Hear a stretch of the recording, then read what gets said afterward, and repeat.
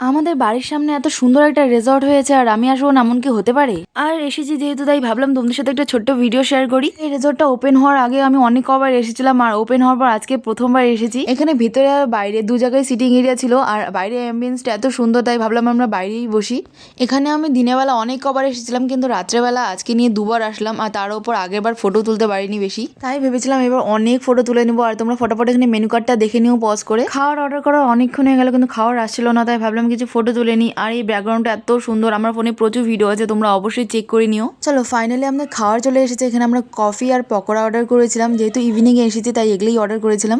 আমরা যেহেতু বেশি কিছু অর্ডার করিনি, শুধু পকোড়া আর কফি অর্ডার করেছিলাম, তো এটা দাম হিসাবে ওকে ওকে ছিল। কিন্তু এই রেজর্টের অ্যাম্বিয়েন্সটা এত সুন্দর, মানে এক একটা ব্যাকগ্রাউন্ড এত সুন্দর করে বানিয়েছে, মানে ফটোগুলো তোমাদের ভালো আসতে বাধ্য হবে। আর খাওয়া দাওয়া করার পরে আমরা এখানে একটু ঘোরাঘুরি করছিলাম আর তারপরে আমাদের চোখে পড়লো ছোট্ট একটা পার্ক, মানে বাচ্চাদের কথা মাথায় রেখে এখানে একটা ছোট্ট পার্ক বানিয়েছে। এখানে আরো অনেক কিছু ছিল কিন্তু একটা ছোট্ট ভিডিওতে এত কিছু দেখানো সম্ভব ছিল না। আর যদি আরেকবার আসি তো তোমাদের সাথে অবশ্যই ভিডিও শেয়ার করবো।